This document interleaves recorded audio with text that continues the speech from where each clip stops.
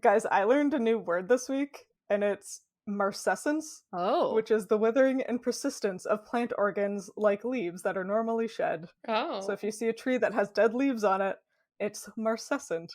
Oh. Wait, Uh-huh. it's different than... Because isn't, like, losing leaves in the fall senescent still? Yes, they don't lose the leaves. The leaves die but stay on the branches. Oh, so eventually they become senescent Yes. if they fall off. Yes? Sorry. Is the falling off the botanist. senescence or the dying the senescence? I don't know. The falling off? No, it's a great word. In my head, you would go, "Oh, Hannah, how did you learn this word?" And I would say, "Oh, it's from a book, but you'll have to wait to the end to find out which book I'm reading." Okay, wait, sorry. Let me try again. Okay. Wow, what a great word, Hannah. Where did you learn it? Oh, it's from a book. Now you ask me which book. Oh my gosh, which book? Sounds cool. Ah, you'll have to wait to the end of the podcast to find out. Wow. Wow. That was so natural. Like marcescence or whatever it was. Yep. And just like marcescence, it withered and died, but hung on for longer than it should have.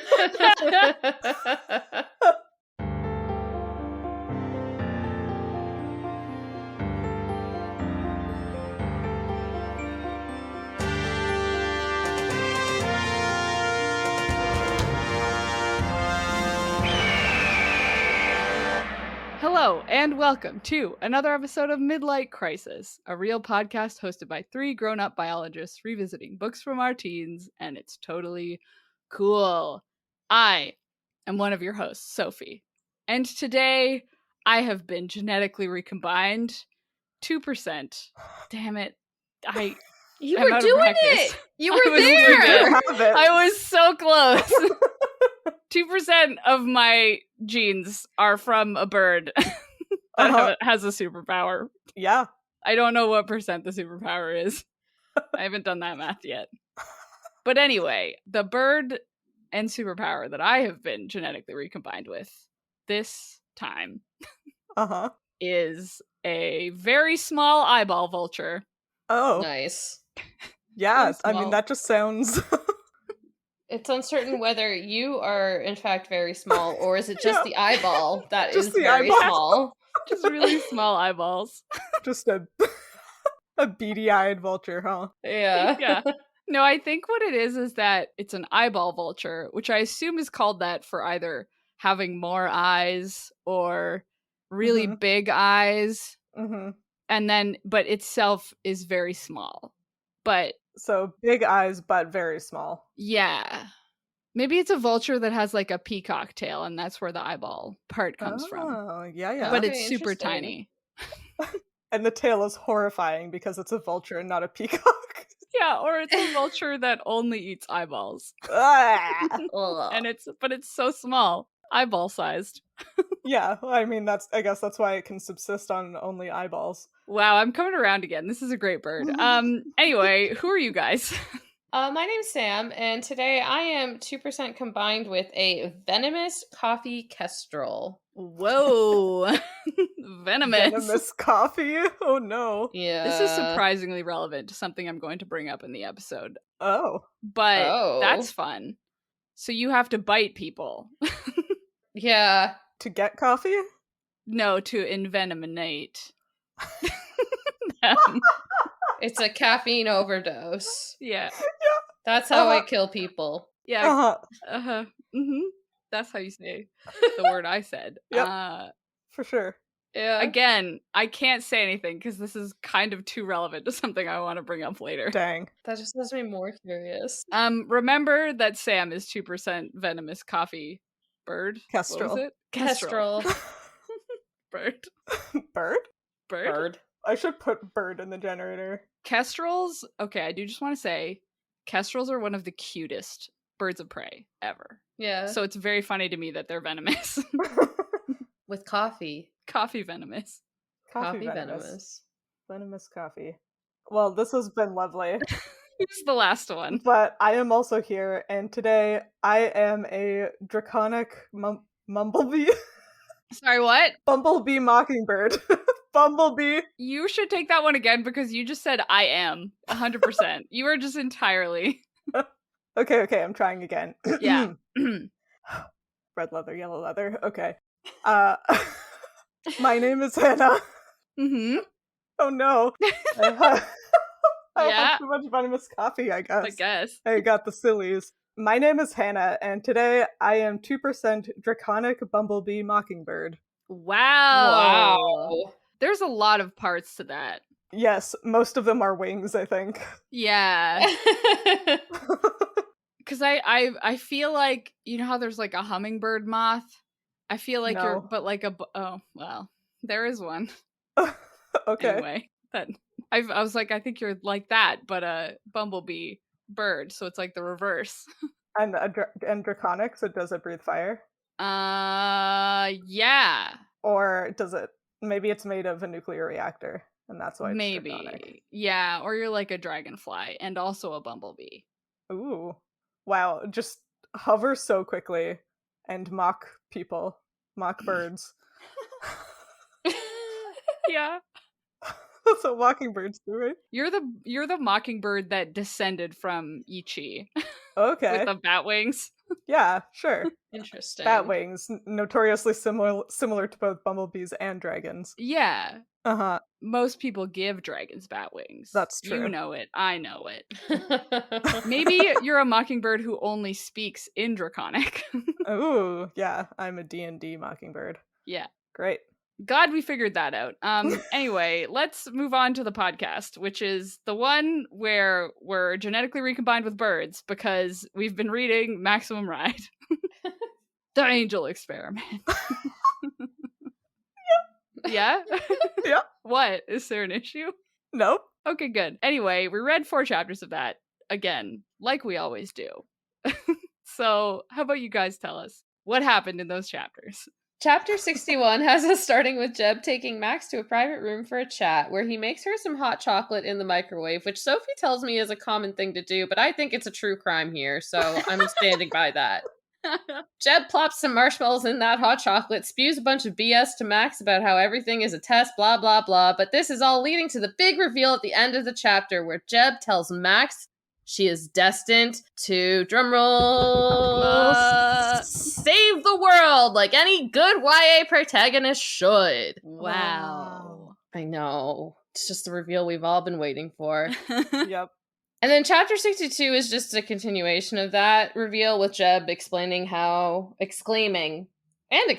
guess, how important Max is to everything several times, then ultimately walking her back to her cage, leaving her to stew on the fact that she may or may not be the Messiah. Wow. Amen. Amen. Anyways. Anyway. So Max challenges us, the reader, to come up with a situation that's more nerve-wracking than being crammed into a dog crate and wondering if your destiny is to be killed or save the world. Mm-hmm. So let us know on social media, at Midlight Pod, if you can think of any. The birdkids sit in their cages in silence, Max having telepathically reassured Angel that the bombastic buddy boys have escaped. Another experiment kid dies in the cage next to them. It is extremely grim. And eventually, some white coats and erasers show up and load the bird kids onto a trolley and take them out to the erasers' training yard, where, as you may recall, the erasers practice chasing down live prey and ripping it apart. So that's great. Chapter 64 picks up there, with Jeb's sadistic little eraser child Ari taunting Max. She eventually bites his finger and holds on, quote, thinking pitball thoughts, until he loses his shit and knocks her cage over, which ends up being lucky for 2 reasons. 1, Max is able to reach out and unlatch Angel's cage so Angel can escape, and 2, she is able to see Iggy and the Gasman making a heroic rescue attempt, accompanied by, wait for it, a cloud of ferruginous hawks. What the hell? Truly so wild. 2 drumroll moments in 4 chapters. Really, eh? Honestly. Oh okay, but we can't talk about those yet. We have to start at the beginning. Okay, let's start at the beginning. They're so wild, though. They're so insane. Guys, we gotta talk about hot chocolate. Okay. It's a crime, but okay. It's fine. This is because Sam doesn't drink milk. Oh, okay, that makes sense. Yeah, I didn't realize. Sophie explained it to me, and then I was like, but there's milk frothers, and she's like, in 2004? And I was like, maybe. Also, Sam, not all of us are as bougie as you and have You milk know what? frothers. It's fair, I only got one last year. But I actually just- have two kind of by accident now, but that's not the point. so actually I have two too. Really, to make hot chocolate, you need a milk steamer even. Yeah. Like, it's gotta be hot milk, you know? Yeah. I mean, I usually do... I'm going to tell you my technique. Yeah, Okay. sure, go ahead. Which is usually that I mix like the hot chocolate mix in with a little bit of cream and then do boiling water to heat it up. see, So it's like a bit of both. when I've added milk to hot chocolate before, that's what I've done too. I've used boiling water from the kettle and then like topped it up with a bit of milk, but I've never made it with just fully milk. So that's why I think the concept of the microwave is extremely foreign to me in making hot chocolate. I think the greatest life hack I've ever experienced was someone who was like, here's how to make hot chocolate. You heat up 3.25% milk Oh. Okay. in the microwave, What's that? which is basically just cream. Yeah. That's like homogenized milk, isn't it?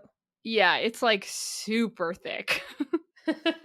It's just homogenized milk, but nobody buys that. Sure. On the container, it says 3.25%. So that's what I'm Yes. calling it. But it was like so dense. And you have to, like, he was like, you have to mix this a little bit. Just like 2 tablespoons with your hot chocolate mix so that you turn it into like a froth at the bottom. And then Okay. you add the rest of the milk. And honestly, it felt like I would die from drinking it. But Because it was so rich? Or just Yeah. like, yeah, It that was sounds so like rich. death in a cup, to be frank. for you specifically. For Yeah, me, very specifically. I think it sounds good. I Yeah. just never buy homogenized milk. Yeah, why would I have it? I sometimes buy cream, and I usually have like regular milk. Yeah, now I've just become a person where I steam milk because Sam has a milk steamer. And then I put hot chocolate mix in it. Because that's the best life. It is good. Truly the best life. Anyway, what I want to talk about hot Right. chocolate is how it should kill Max. Go on. Oh, is chocolate poisonous to... Or wait, does this have to do with the venomous coffee? Yeah, because Related to Okay. the venomous coffee. birds can't have chocolate or caffeine. Oh, Uh-huh. So that makes sense. I was looking up why, because I was like, that's weird. I knew dogs couldn't have chocolate or cats, but I assumed that like Dogs can't have cats?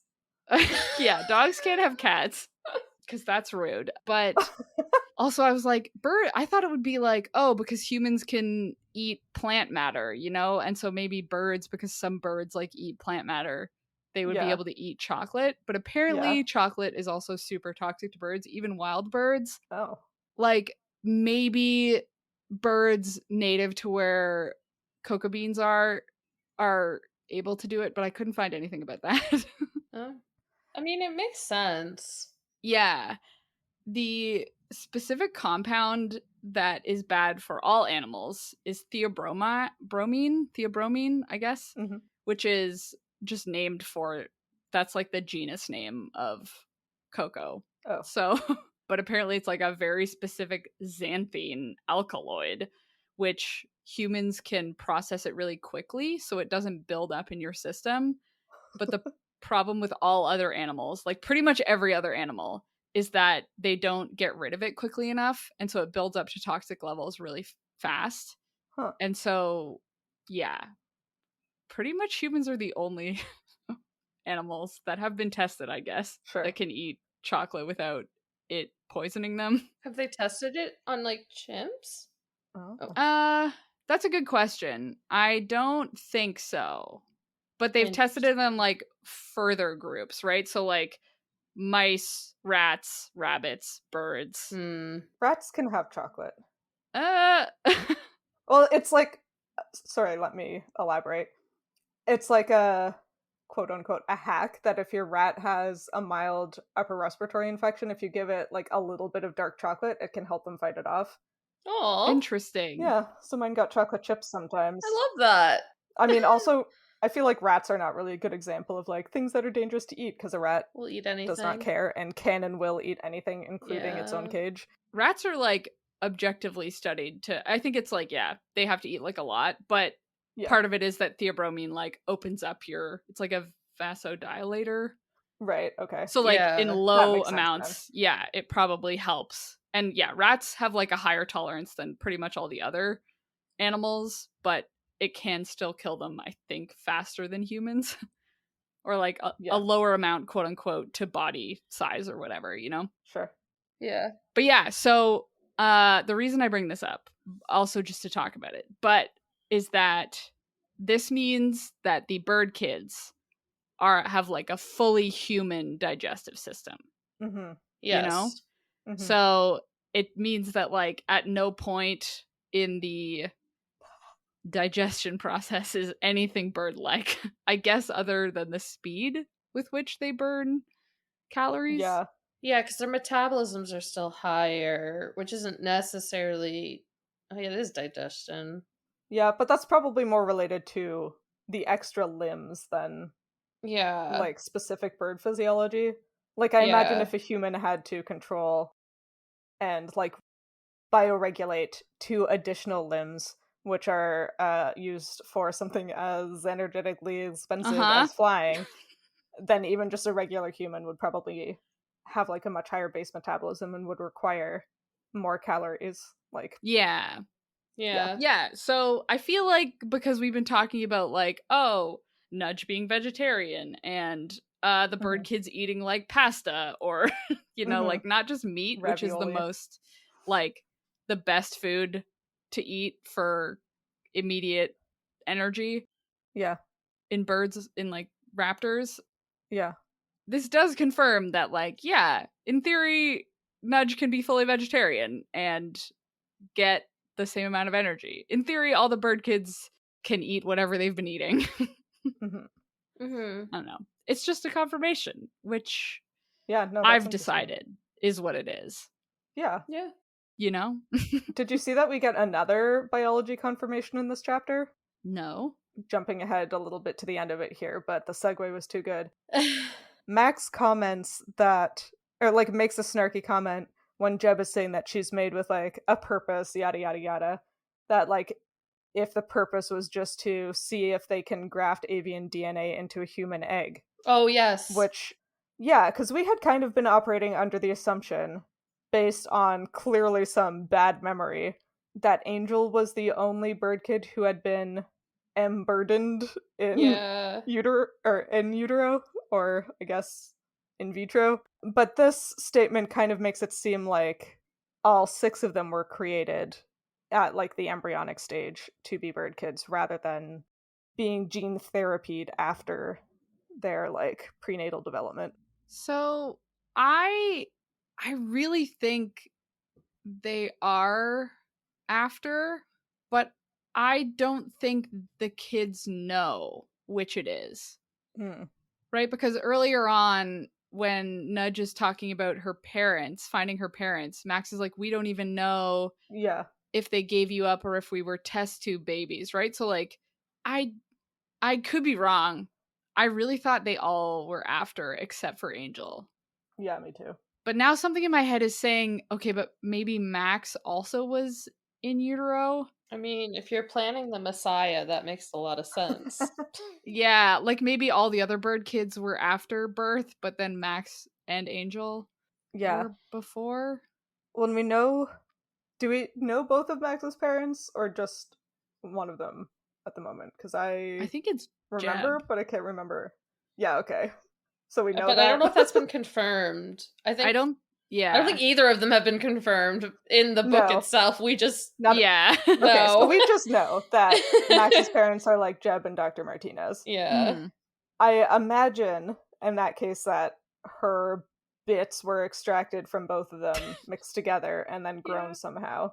So if you're going to be artificially mixing your genetics at the start regardless, that seems like it would be the best time to do your bird thing. I don't know. I guess unclear. It makes sense that Max wouldn't know either, because like who really knows like the nitty gritty of their own genetic formation? try not to think about it, really. Yeah, Yeah. seriously. Yeah. Yeah, my family, when we were visiting like a small town that my parents used to live in, they pointed out a house and said, "Look, that's where you were conceived." So unfortunately, I've had to think. Wow, I've had to that's think about it. unfortunate. Crime. I took this as one of Max's wild guesses, Mhm. but you could be right, and it could be a confirmation. It could be either. Yeah. Anyway, she No, does say I that. know I like guess that, is the yeah. point. I mean, should we just talk about how Max is supposed to save the world? Yeah, what's up with that? What's up with We that? don't know how, right? Like, I haven't missed Yeah. something. There hasn't been, like, the Earth is No. exploding moment yet, right? No. Yeah. I was 100% convinced that when Jeb had this like super important, super secret thing to tell her, that was going to be the reveal that he was her father. That's what Yeah. I was also expecting, but that's, I think, the inner Star Wars fangirl in us. Has to be closer to the It could end. be. Yeah. Yeah. Max, I am your father. Yeah. No! That's impossible. I think that's the exact moment that happens. I also think so. I have He vague cuts her arm memories of off. this. Yeah, they fight in a jeez. spaceship, and then that's from the 5th book, I think. Yeah, for sure. Max Skywalker. Yeah. Darth Jeb. No, it's wild because, like, I clearly didn't remember this part as being, like, so wild Yeah. when I first read this book. But I'm like, it doesn't even, like, this is a science facility. Right.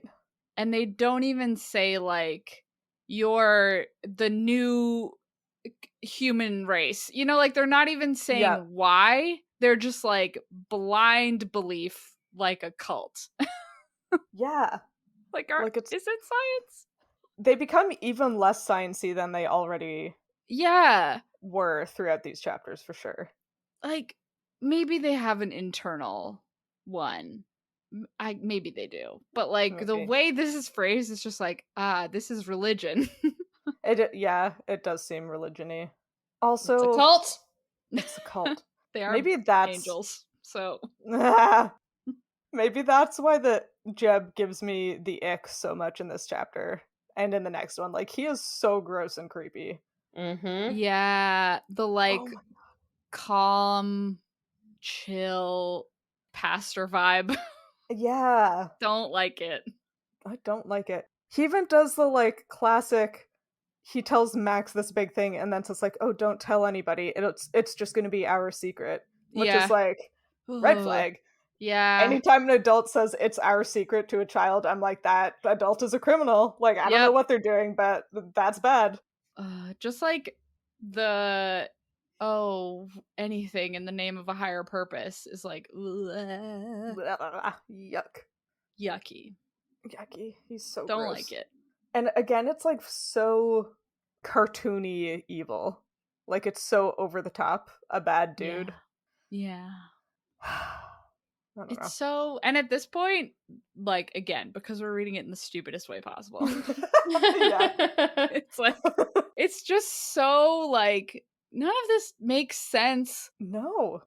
It's even within the school, Jeb is working on his own for some reason, but it's like a subsect within the horrible sect of this terrible cult that is ostensibly doing science. Science. Well, and then I'll get into this later, but like what they do in the second 2 chapters, or I guess God. Yeah. The 3rd and 4th chapter the is 3rd and how 4th people chapters. traditionally count numbers. Yeah, those are the second 2, no? The second 2? Yeah, I will get into that, but like, bad science. Have we mentioned before on this show, do you think, that they do bad science here? Maybe like think once that's come up before? or twice, I think. Not nearly enough. Probably briefly. Yeah, not nearly enough. The only correct answer. Yeah. It should be mentioned quite more often. Just Constantly. 1 hour of Sam being like, bad science, bad Future science. scientists, this is bad. Do not do this. Besides the moral objections, don't do science this way. Don't do it for the moral reasons, and also don't do it for the science reasons. Take your ethics course and don't do science like this. That is my message Yeah. to you all. Yeah. You need to be experimenting on at least 100 children. Oh my god, no. I do not endorse that. Sam, what's the minimum number of children Yeah. for this to be an acceptable experimental design? Sam? Yeah. How many children, Sam? 3 from each family, right? You need a minimum of 3 measurements to estimate a standard deviation. Oh, well, they have 3 males and 3 females. So know. maybe they're doing good science. No. Where's the control group? Exactly. There's not a family of 6 children of normal status. There's some You birds. have to have 3 kids and 3 birds. 3 And I will birds. note they all have different other abilities, which Yeah, and they're all from different families, like genetic Yeah. families, other than Gasman and Angel, who are biologically siblings somehow. Mm-hmm. Which I feel like I'm gonna have opinions on that when that comes up. What parent gave 2 of their children to these people? Honestly. I mean, Jeb. Jeb, great point. He did do that, but Jeb he did. is clearly a psychopath. Maybe Ella is the control, you know? No. Oh, yeah. Is Jeb also her Good parent? question. Unclear. your Unclear. control also needs to be replicated 3 times. I'm just saying. I mean, at this point, we don't know if all of the bird kids' parents have other kids. That's true. We have no Maybe they're idea. doing great control. They have so many kids. Yeah. I'm just gonna go out on a limb here. Uh-huh. I don't think they do. Well, Nudge's mom was not doing very mommy things. I didn't It's like true. how I said that. That was terrible. I didn't Never like it say either. that again. I don't want to say that ever again. God. How do I delete a recording while we're still recording it? Put those words back in your mouth. Put those words back in your Oh mouth. my god. Anyway. Moving on. Yeah, should we talk about how they get all their clothes from Goodwill? Apparently. Yeah. Oh, how? Huh? Uh-huh. I'm assuming they dumpster dive the donation bins.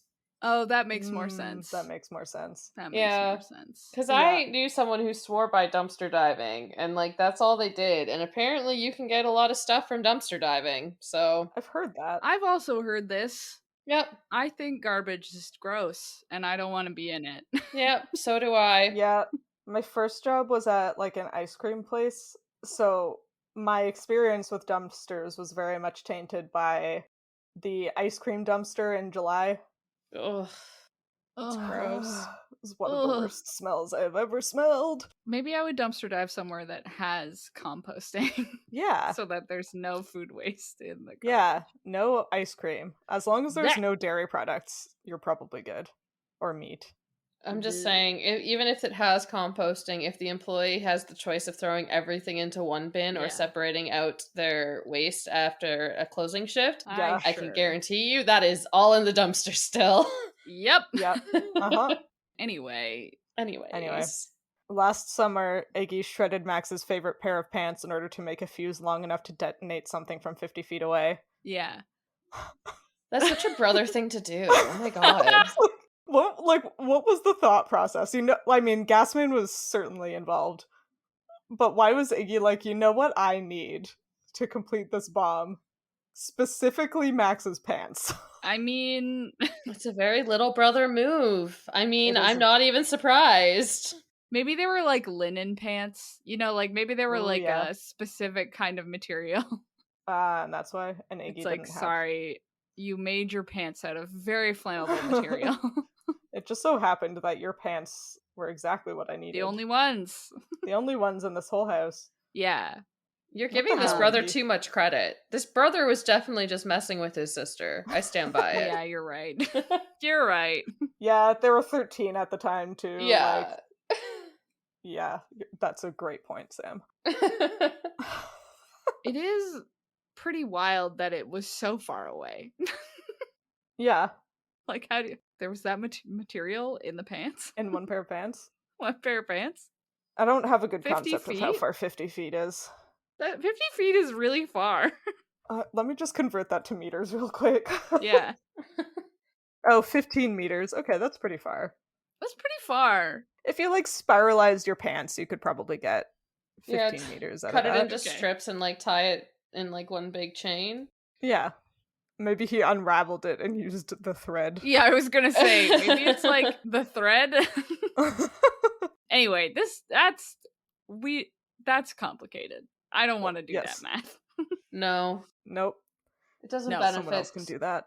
anything. I also liked that, again, Max is like, Jeb, the devil incarnate. And it's like, do you go to church? There are so many religious references in these ones. Like, again, I guess it has to all be from media, but wow. Yeah. And maybe Jeb is on, like, a divine mission and, like, taught them religion. Yeah. You know, it'd be wild as if in the books we didn't read, they actually, like, God is #confirmed real, and the reason they know all this God stuff is because he's in them, you know, mentally. Like, he's directing these 6 angels. Oh, yeah. Uh-huh. Wouldn't that be wild? That would be wild. that. Is that an Ariana Grande song? That, like, God is a bird woman? Yeah, I think so. I think that's for sure. Man, I would have read the later books if that's what it was. It might be. You're right. We don't know. We don't know. We have to read the books. There's no way to find out. Anyway, let's talk about the next chapter. Yes. Yeah. Like 63? Yeah. 62, it's just Jeb being like, no, but for real. Yeah, 62 was just kind of a waste of time and should have been incorporated into 61. But what else is new with this book? Agreed. You had to end the chapter on the mic drop of Save the World. Oh, of course. Had to. Mm-hmm. My main note for this chapter is, oh my god, this guy sucks. Yeah. That's it. My only note was save the world from what? Climate change? Yeah. Please, also... hopefully. Because it's just unclear. It is extremely unclear. Although, at the end, it is, like, Max is like, Fang kept staring at me. I had no idea what he was thinking. Was he wondering if I was a traitor? Yeah. Or if I had been in league with Jeb from the beginning? It's like, what? Why would he think that? It's such a leap. Yeah. I mean, it shows that they're, like, very suspicious, which makes sense. But, like, Max is suspicious of Fang being suspicious of her, and, like, Nudge was suspicious earlier, thinking that, like, Fang was gonna leave, and... Yeah, oh my god, these poor kids. Yeah, they have... trauma! No sense of security, even among each other. Oh, tragic. It's so rough. I'm sorry I brought it up. I don't want to think about it anymore. Yeah, no. The next chapter. Well, can we lighten the mood by saying that Max's first thought about potentially being the Messiah is that that's going to be good ammunition to get her into the bathroom first in the morning? I laughed so hard. Too. Like, yes. Yeah, it's Finally. so teenager. Yeah. Great. Also, 6 people in one bathroom is rough. A nightmare. Oh my god. Truly. I would not survive. No. As the resident piss man on this podcast. I was like, I'd probably be fine. You'd be fine. Because your kidneys are impenetrable. It's more like if you were all getting up in the morning at the same time where it would be a disaster. Yeah. Okay, but also, what do they have to get up for? Like, they can just get up whenever. It's not like they all have to go to work at the same time. They're preteens. Maybe Jeb had them on a very strict workout schedule. But he's been gone for years. Like, they would have slacked, surely. Maybe Max makes them all get up, though. Oh, yeah, I think that might be it. I was gonna say, isn't it like 3 of them are the age where they're just up at 5 a.m. and then 3 of them are teenagers almost? Yeah. So just don't get up. So really, you just have to worry about 3 at a time. That's true. Yeah. Angel probably doesn't sleep. I feel like she just never sleeps. Just stares. You wake up in the morning and she's just sitting there staring at you, waiting for you to get up. Like when you fell asleep, when she was just staring at you. Yeah. Waiting for you to fall asleep. Yeah. Terrible. Okay. Okay, chapter 63? The next one. Uh-huh. Yeah, Max is pointing out something good, important, where like Jeb doesn't seem concerned that anyone could overhear them in the previous chapters. Yeah. But Max is like, no, they always have mics everywhere. There are cameras, they're like everything, they can serve like hear us at all times. Yeah. And so she's being super careful. And again, it's like she's right. Like, yeah. But yeah, so like here when Angel asks what happened to Gazzy and Iggy, Max just like thinks really hard like they got away without saying anything, which is the correct thing to do to the mind-reading child. But yeah, Jeb is just announcing all of this stuff while being like, it's a secret though. Yeah. Well, he took her to a break room. Maybe they don't bug their own break rooms. Yeah, maybe. That was my thought. Still kind of weird. I have a It hard is time still believing weird. that. I feel like everything is mic'd. Yeah.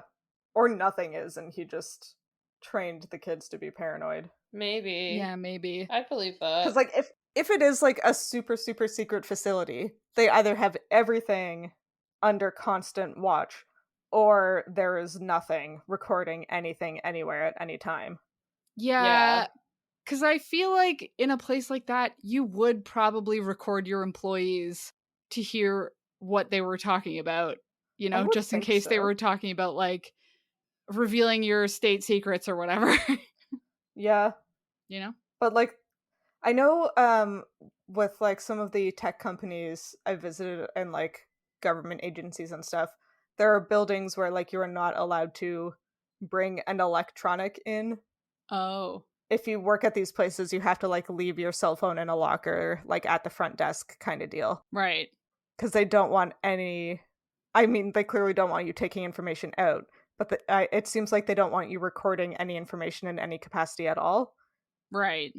Because, like, if this is, like, such a super secret place, and there was surveillance, like, within, like, a closed circuit surveillance, could someone still, like, hack into that to get the information, or does closed circuit imply that it is not hackable? I don't know enough about this to be commenting on it, I'm just realizing. Yep. I think anything is hackable. Yeah. If you're talented enough.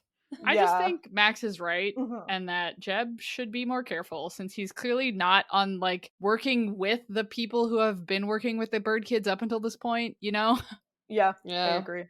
Okay, wait, sorry. I did have to say something. This just made me think of it. In the previous chapters, Okay. Jeb says something like, oh, everything's a test even when you don't think it's a test. Basically confirming that everything out in the house was part of the test. Yes. Like, it seems like he's saying it's about here and now, but it's also, I got big, the whole thing vibes, you know? Yeah, agreed. So, yeah. Sucks that it's confirmed. Yeah.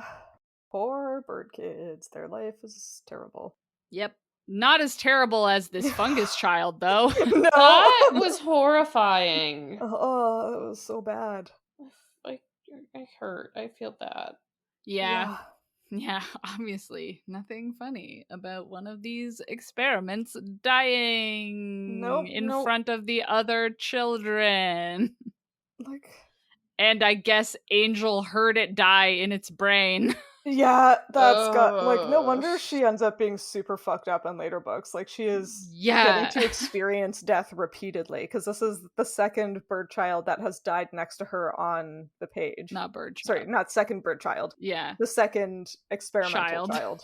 Yeah. Yeah, because I was wondering at first, because, like, remember way, way back at the beginning, there were two boys being kept in the same room as Angel. Yeah. And one of them was kind of fish-like, and one of them was kind of toad-like.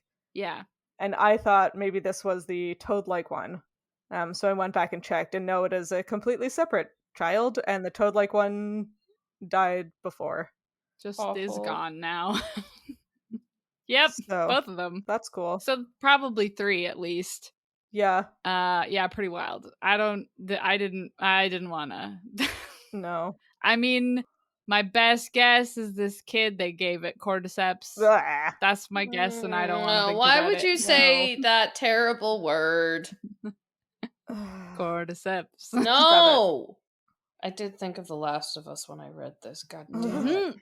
Does cordyceps eat your digits? No. I mean, Or maybe? not really. Not really. It's like the But- brain invasion one. Yeah, Yeah. but it does like grow through your whole body. I mean, not Well- your. I say your. It only happens to insects, and each species of cordyceps So far. is a specific insect So far. species. Like it's very. I said this a lot. Specific. Anyway, Anyway, not enough replication here either. no. Also, why did they make a pebbly fungus kid and then just let it die? Yeah. Like, anyway. Yeah, I think we've talked about that before, but like that's not how you treat your experimental subjects. No. Nope. Nope. Anyway, also, Max has the thing again, where she closes her eyes and sees images dancing on the backs of her eyelids, Yeah. which could be because of her concussion, or because of Yeah. because she hit her head and might have a concussion, is what I tried to say. Sure. Mhm. But this happened to her before, and Sophie, you were saying that you had like a crumb of a memory that this was some kind of superpower she has. Yeah. So if that's the case, here is another example of it. Yes. Is it a she can see the future thing? I can't remember. Maybe? I can't either. But that would explain why she needs to be the one to save the world. I was gonna say, yeah, if having like visions or dreams seems like a Yeah. main character saving the world thing, you know? Oh my god, It yeah, does. prophetic images. Yeah. Of course. Of course. Yep. Yeah. Yeah, I just wanted to make sure we pointed that out because this is the second time that I can remember that this has happened. Yeah. Yeah. Maybe there were ones before, but I think you're right. I think these are the two. Yeah. Okay. Shall we talk about the last chapter? Yeah. Yeah. Talk about fucking Ari. Don't. He's 8. No! Is he? I'm not No. fucking Ari. He Yeah. is gonna get fucked. Sure. I'm gonna stop. Yep. I just want it noted that once again, we're leading into the big bad wolf because he keeps calling Yeah. him Piggy, He does. which is like, I mean, they're birds. Yeah, they're not pigs. Like, it would just make more sense to be like Birdie or, you know? Yeah, like make some chicken jokes or something. Yeah. But I guess that's fine. Yeah. He's Sure. 8 years old, so he doesn't That's know true. anything. He doesn't know anything. I No. enjoyed Max just chomping right down on his fingers. He deserved Yeah. it. Yeah. But also, when you think about it, it's like low-key embarrassing that 14-year-old Max is resorting to biting in a fight Yeah. with a 9-year-old. Yeah. Like, obviously, there are mitigating circumstances. Yeah. But, I did look up human bites oh, they're nasty. to aren't be they? like, what do you have to worry about? Yeah. And most of them are just like, you could get a bacterial infection. But I did appreciate that all of the things I looked up were like, bites usually occur between children. Yeah. I'm like, yeah, tell me about it. Sometimes the children are 14 and have wings. Yeah. And sometimes the children are 9-year-old male models. Yep. Yep. Yep. It was just very funny to me. Yes, that is funny. It only just occurred to me as I'm reading it now, but Max specifically notes that Ari has horrible blood. Yeah. Like a Twilight werewolf. Yeah, I didn't look into that though. Yeah. But interesting because that means it's not just like regular blood. Yeah. Maybe it's venomous coffee blood. Ah! Oh no. As long as it's not poisonous. Oh, yeah, true. Huh? Max would be venomous. Max Yes. would have to be venomous. Yes. In the next chapter, we'll find out if Max is venomous, I guess. If That would be... Ari dies. Maybe Gasman is venomous. Maybe. Just because I feel like I can think of a superpower that the rest of them have, but I can't think of one that Gasman has. Yeah. My only, without looking anything up, the only thing I can think of about horrible blood is shark blood. Yeah. Because it has urea in it, Oh, yeah. so it smells like horrible. Yeah. Yeah, it does. A dead shark is like the worst smelling thing on the planet. Yeah. Tell that to an ice cream dumpster. What? Nothing. So maybe they're also sharks, is what I'm going for. Why not? Didn't we say something about... Oh, because their teeth are constantly changing. Yeah. Yeah. So maybe they just shed the teeth, Yeah. and then the human ones grow in again, and then they shed them to make wolf teeth again. Oh, I hate it. Yuck, yuck, yuck. And also those teeth are hinged like a snake. Oh, right. Oh my god. Just a lot Yeah. of animals. A lot going on here. Yeah. Yeah. Oh. I thought it was interesting that Max is like trying, or no, sorry, Ari is trying to taunt Max with his like little piggy jokes and whatever. And Max's retaliation is, I bet your dad is so proud. And Ari like loses his shit. Like he is not okay with that retaliation, which I feel like is understandable given that presumably his father turned him, an 8-year-old child, into an adult male monster man. I thought it was that Ari hates Max because his dad was always paying attention to Max. Probably. I think he also knows that I think he knows that Jeb is Max's father as well. I think so too. Yeah, I was just gonna say that. So there could be that. What I'm remembering Mhm. is that Ari doesn't know that Max is also Jeb's kid, but Ari like willingly went in to become an eraser because he thought his dad would pay more attention to him then. No. Why did you have to say that? And his dad still cares more about Max than Ari. Stop. Why did you? I'm done. Bye. That's what I remember. Oh. And that's why Ari is so mad all the No. time. No. Yeah. Uh-huh. That's so sad. Yeah. God damn it. Yep. I'm pretty sure this is where that's what we get when we start to sympathize with Ari. Yeah. Yeah. Jeez. Mm-hmm. Poor kid. Anyway, Ari tries to kill Max a bunch. Yeah. Oh, yeah. And speaking of Ari trying to kill Max and bad signs, This is wild. they're like over dealing with the birdkids, the whitecoats, and instead of like euthanizing them and dissecting their brains or like hooking them up to that like angel foot burning running contraption and like running them till they drop for the data, they're just gonna put them out in a training field and let the erasers tear them limb from limb. No, guys, it's a test. Yeah. For what? I think Sam is right. What are they testing? It's 100% a test. It's all intentional. A test of what? To see if they can outsmart the erasers. Yeah. Like, who shows leadership? Like, can Max save them all? Like, Yeah. maybe they're trying to awaken Max's powers or one of the other kids' powers. Like, it's 100% all intentional. It's just part of the experiment. Yeah. Are the erasers in on it? No. Probably not. Because then they would, like, adjust how they're attacking, and they probably want data on how the bird kids are responding to a, like, full primal attack by these things. And they're probably trying to see how the erasers do. Yeah. Like, it's a test for everybody! yeah, it's lose-lose because they probably don't actually want the erasers to succeed. Yeah. Yeah. So the erasers are fucked if they succeed or fail, you know? Yeah. Yeah. Hey, Sophie. Yeah. This book was a terrible suggestion. I'm sorry. What the hell? At least we get to talk this about is so much more gruesome. different stuff than the other two books. That's true. It's true. This book is way darker than like It's so dark. grown-up books that I read. It's Yeah. wild, too, because I'm pretty sure this was advertised as, like, not a kid's book, but, like, not upper YA, you know? Like, it was in that, like... Yeah. It was for 14-year-olds, yeah. Yeah, like, it was... Yeah, for kids. Yeah. I'm just trying to imagine, like, imagine if we were reading, like, A Court of Thorns and Roses at this speed.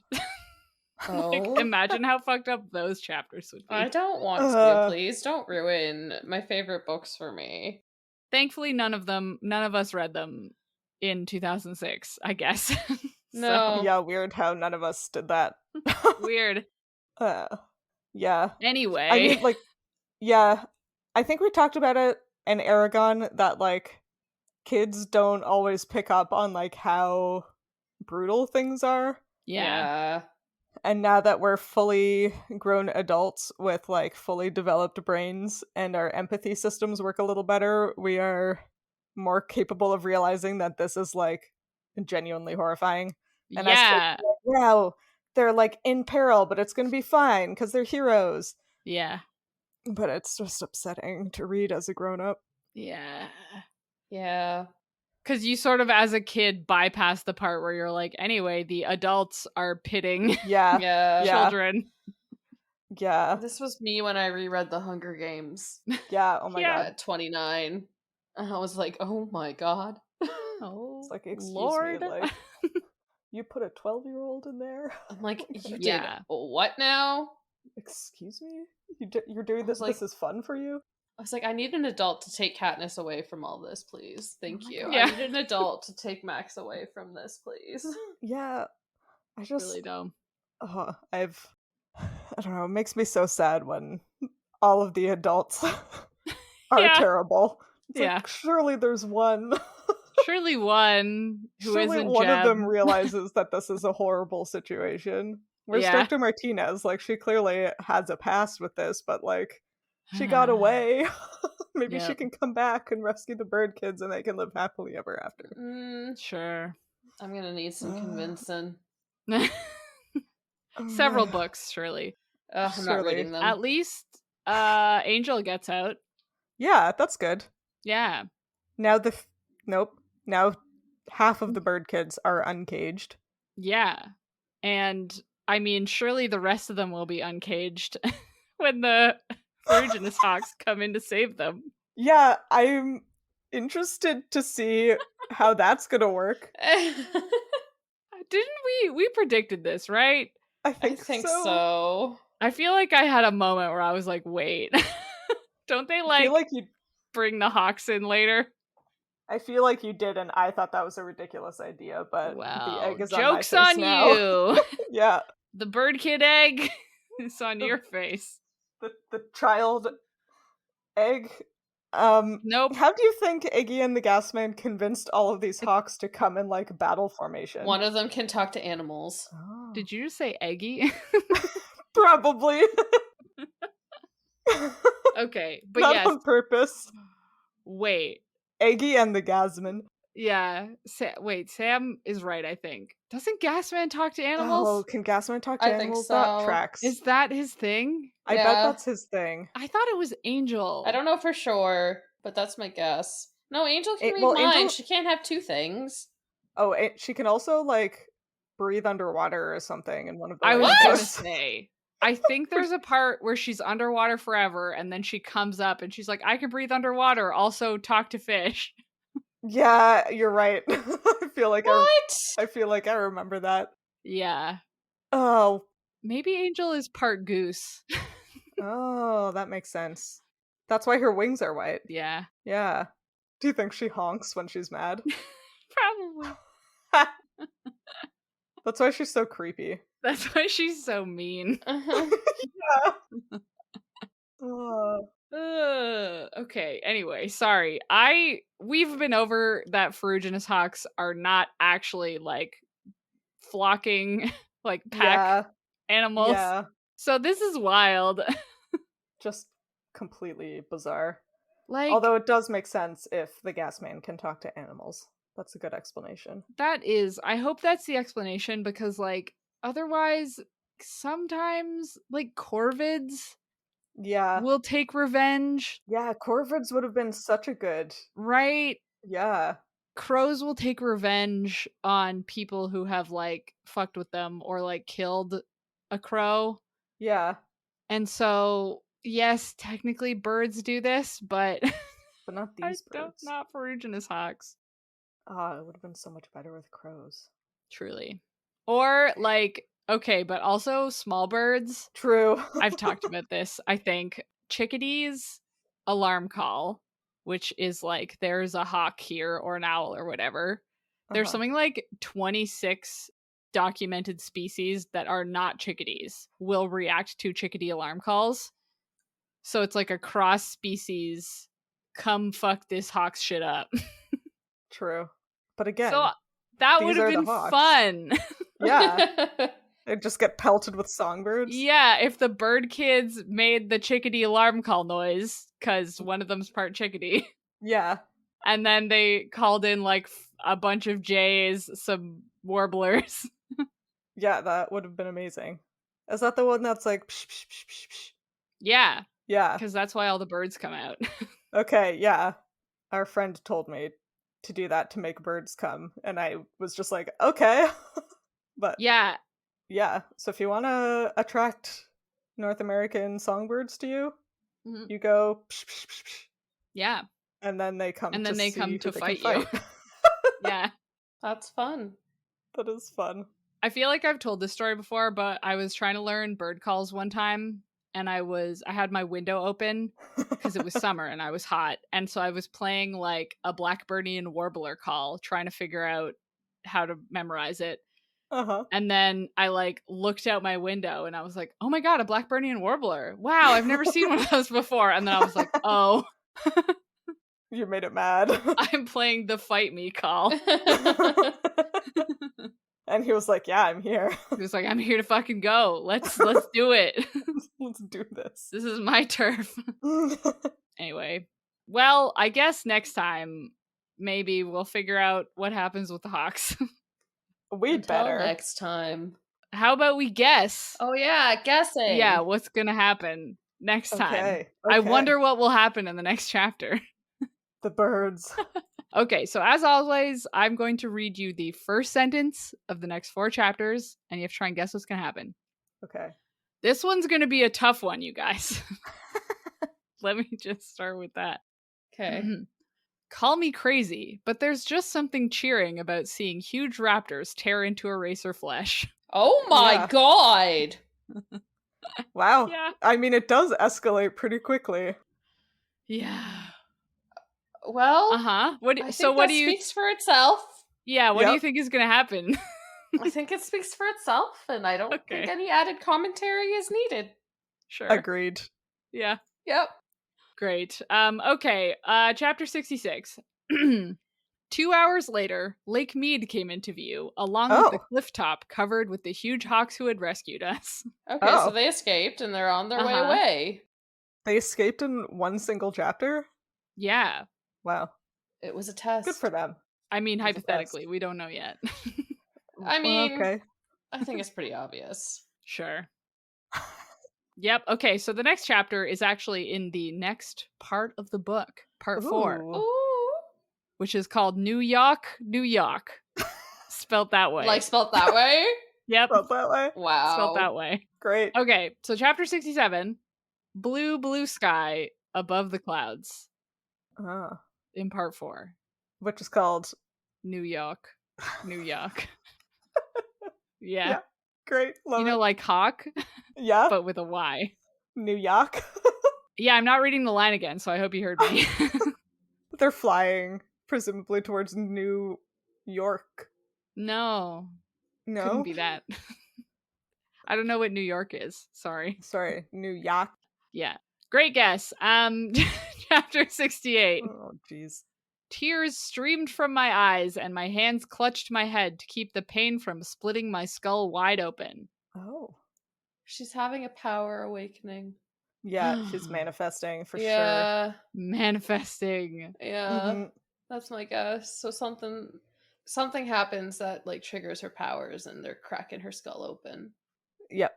That's my guess. That's a good guess. Yep. There's an Athena in there. Well, great. Yep. I guess tune in next time to find out if these very mysterious lines Yeah. are helped us guess correctly. Let's talk about what else we're reading. I am barely reading anything. I am still working my way through Once Upon a Tome by Oliver Darkshire. I picked it up again after my library hold ran out months ago. So I now have the physical copy and I'm still reading it and it's still wonderful.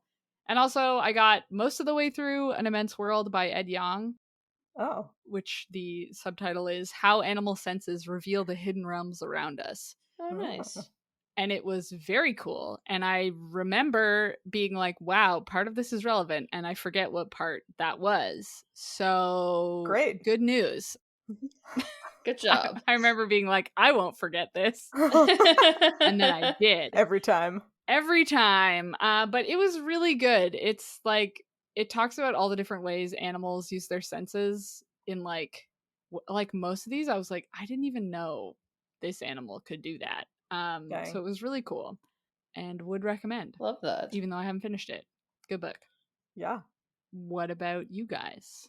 I'm reading a very Sophie-esque book, and I told her this earlier, and I think she needs to read it. It's called Emily Wilde's Encyclopedia of Fairies, and I want to read that. you would think by the book that it might be like a Sarah J. Maas knockoff. It is not, I promise. It is a more academic approach to the story of fairies, and there is a slight love story in it, but not an overwhelming one. It's very good, and I think any academic will enjoy it. Hell yeah. Yeah. Nice. You know a book is for academics when it has footnotes. Ooh, I love footnotes. Yeah. Oh my god, the book I'm reading also has footnotes. See? Amazing. It's a calling. But it is very good. I think you both would like it.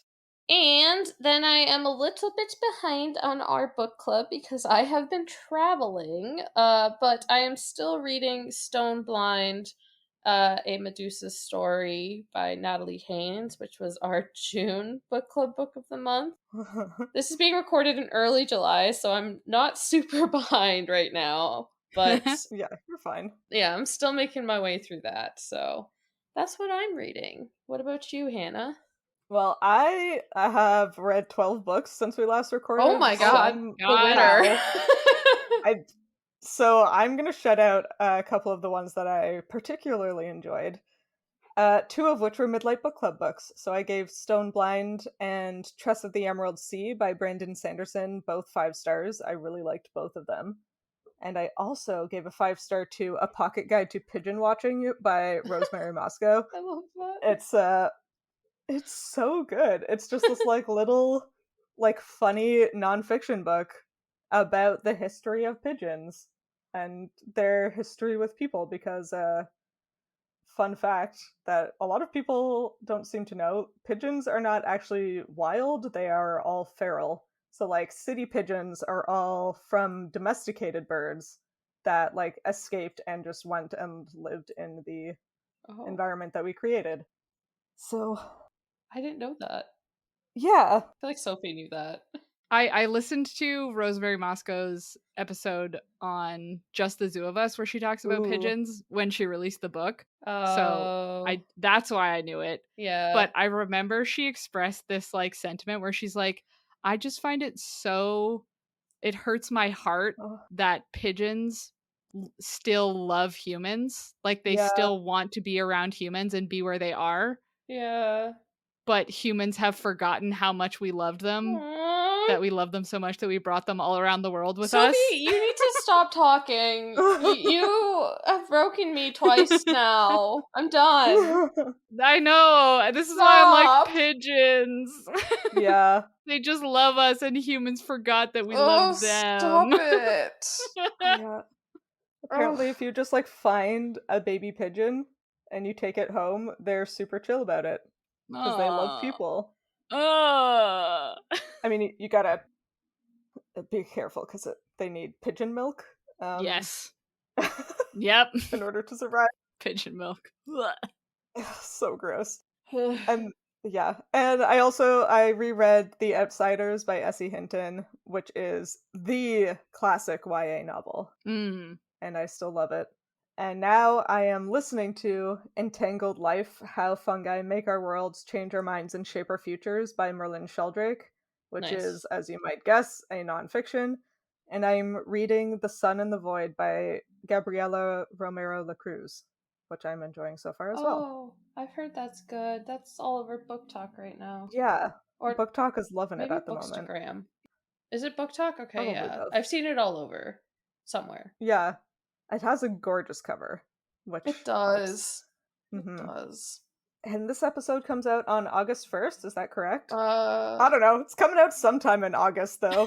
And we totally had our August Yes. Midlight Book Club book picked out before an hour ago, for sure. Yeah, definitely. Yeah, and we're going to be reading When Women Were Dragons by Kelly Barnhill in August, so that should be fun. I'm looking forward to I'm it. psyched about it, and have definitely been psyched about it for more than an hour.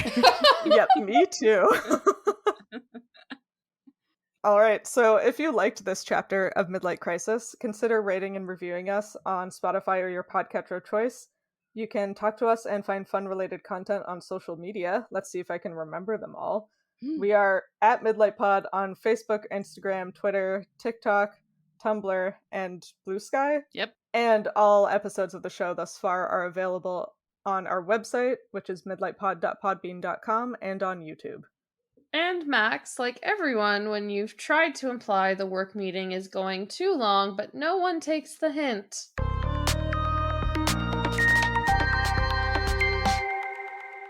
After that, all I could do was send meaningful glances. The worst. I Accurate. feel like though. I've said it as politely as many ways as possible. I don't want to talk about meetings.